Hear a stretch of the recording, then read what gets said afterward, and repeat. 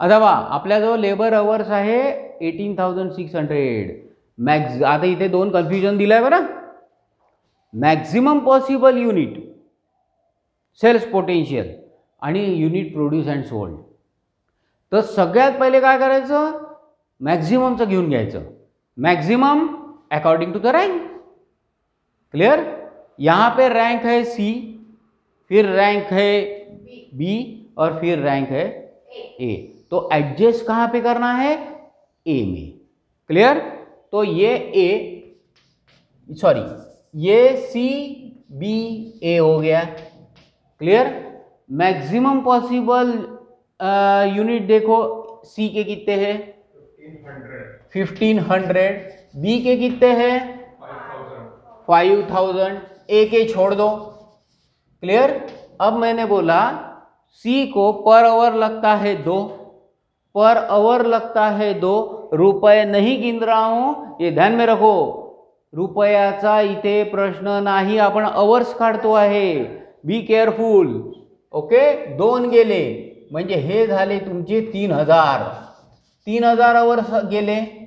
याचं per hour किती आहे, थोडं ॲडजस्ट करून घेतो याला. 5000 इंटू 3 म्हणजे हे झाले 15000 गेले. ओके. ओके. आता आपल्याजवळ किती आवर्स उरले, 8000 18,600 मधनं 15 आणि 3 18 गेले, तर हे उरले 600. आता 600 आवर्स आपल्याजवळ आहे. एक युनिट प्रोड्यूस करायला 4 आवर लागतात. एक युनिट प्रोड्यूस करायला 4 आवर लागतात.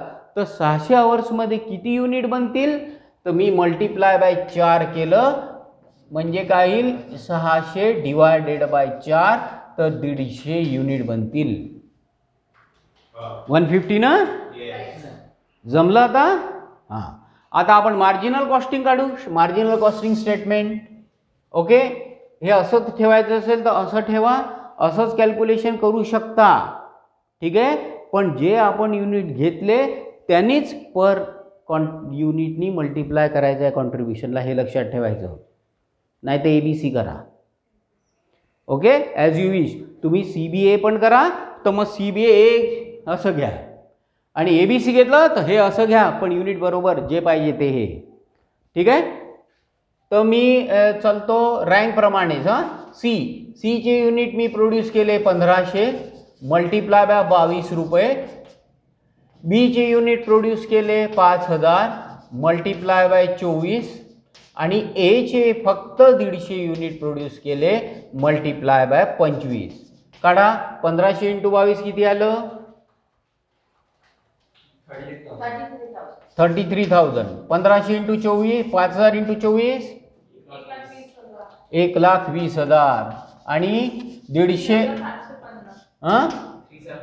3750. टोटल कॉन्ट्रीब्युशन रुपीज मध्ये किती आलं, कॉन्ट्री रुपीज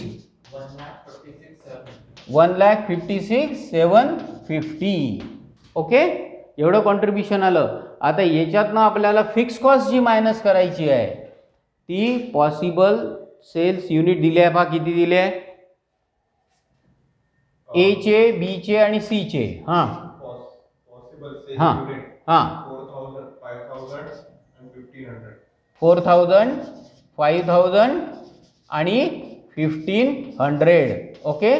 पर युनिट किती दिलं आहे, फिक्स कॉस्ट पर युनिट दिली असेल ना. हां. तर फिक्स ओव्हरहेड आणि फिक्स कॉस्ट एकच असते मॅडम.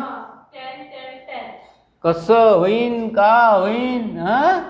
40,000 10 50,000 आणि हे 10 15,000. किती झालं,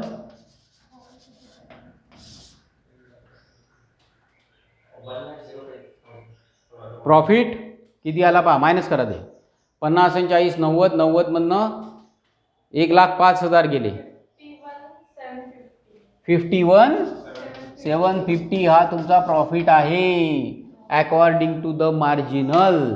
ओके. आता परत एकदा रिपीट करतो, लक्ष द्या रे बाबा. अपन काय केलं, कंट्रीब्यूशन अपन की फैक्टर के हिसाब से कैलकुलेशन कर दिया. मार्जिनल स्टेटमेंट बनाया रुपीज में, लगे तो ऊपर में लिख दो मार्जिनल स्टेटमेंट इन रुपीज, यानी तो आपको ध्यान में रहेगा। मटेरियल यहाँ पे KG multiply by per KG क्यों लिखा है, क्योंकि मटेरियल केजी में भी दिया है और पर यूनिट में भी दिया हुआ है, ठीक है, इस वजह से अपने कैलकुलेशन किया। लेबर आवर में भी दिया है, पर आवर में भी दिया है, कैलकुलेशन किया, ओवरहेड तो ऐसे ही दिया हुआ है। ये सेल्स में से माइनस कर दिया तो कंट्रीब्यूशन पर यूनिट आ गया। अब अपने को labour hours is limited factor है, तो कंट्रीब्यूशन अपॉन आवर्स ये अपना की फैक्टर वाला फंडा है, ये अपन ने कैलकुलेशन कर दिया, रैंकिंग कर दिया। अब अपने पास लेबर आवर्स अवेलेबल है सिर्फ 18,600, उसमें से मैक्सिमम सेल्स पोटेंशियल यूनिट निकाले अपन ने 1500 इंटू 2, 5000 इंटू 3, यानी 18,000 लेबर आवर कंज्यूम कर लिए अपन ने। अब बचे सिर्फ 600 आवर्स, तो 600 डिवाइडेड बाय 4 यानी 150 आ गया। 150 आवर्स बना रहे अपन, 150 आवर्स यानी आवर्स के हिसाब से यूनिट बना रहे, तो ये यूनिट आ गए।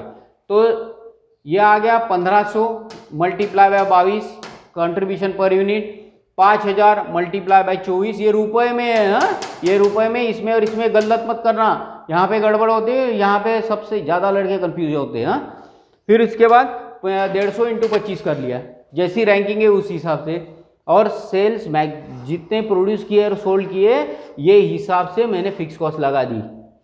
ओके, फिक्स कॉस्ट माइनस कर दिया, प्रॉफिट हो गया, यहाँ पे प्रॉब्लम खत्म।